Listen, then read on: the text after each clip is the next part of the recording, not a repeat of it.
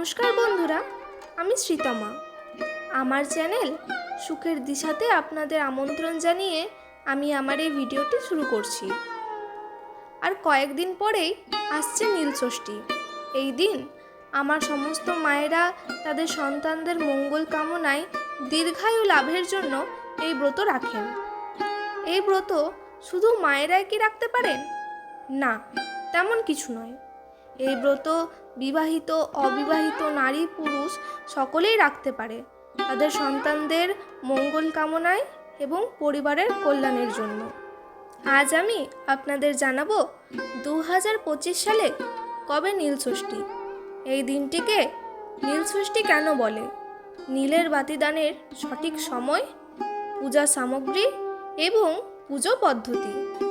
প্রতি বছর চৈত্র সংক্রান্তির আগের দিন পালিত হয় নীলষষ্ঠীর ব্রত এবং চৈত্র সংক্রান্তির দিন থেকে শুরু হয় জলদান পর্ব। এই নীলষষ্ঠীর ব্রত 30শে চৈত্র, 13 এপ্রিল রবিবার।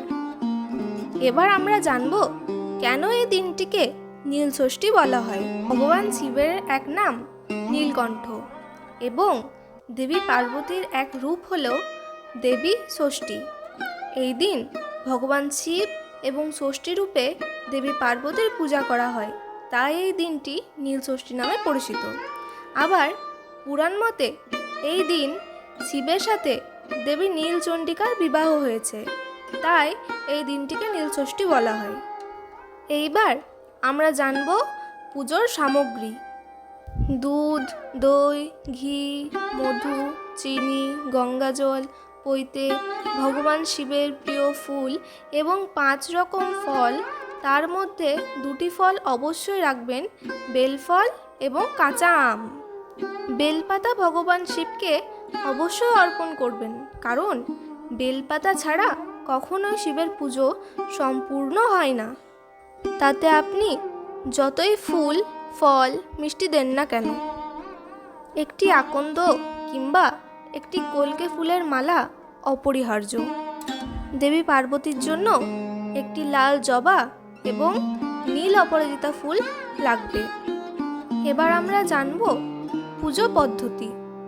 প্রথমে পঞ্চামৃত শিবকে অর্পণ করুন, গঙ্গা জল অর্পণ করুন, তারপর চন্দন সহ বেলপাতা ফুল অর্পণ করুন, তারপর পৈতে এবং মালা পরিয়ে দিন, তারপর বেলফল সহ অন্যান্য ফল এবং মিষ্টি নিবেদন করুন। দেবী পার্বতীকে লাল জবা এবং কাঁচা আম নিবেদন করুন। সবশেষে একটি মাটির প্রদীপ ঘি দিয়ে জ্বেলে প্রার্থনা করুন। এবার আমরা জানব নীলষষ্ঠী পুজোর এবং বাতিদানের সঠিক সময়। 30শে চৈত্র রবিবার সন্ধ্যা 5:53 পর থেকে পূজার শুভ সময়। এই সময় পুজো করলে অবশ্যই ভালো ফল লাভ হবে এবং 6:49 থেকে 7:33 পর্যন্ত বাতি জ্বালানোর সবথেকে ভালো সময়। এবার সবশেষে আমরা জানব এই দিন কি করবেন এবং কি করবেন না। এই দিন সারাদিন উপবাস থেকে সন্ধেবেলায় পুজো করে বাতি জ্বেলে তারপর প্রসাদ গ্রহণ করুন। এই দিন ফল, সাবু এইসব খেতে পারেন এবং আগের দিন অবশ্যই নিরামিষ আহার গ্রহণ করবেন। তাহলে বন্ধুরা, আমি আমার এই ভিডিওটি এখানেই শেষ করছি। দেখা হচ্ছে পরের ভিডিওতে।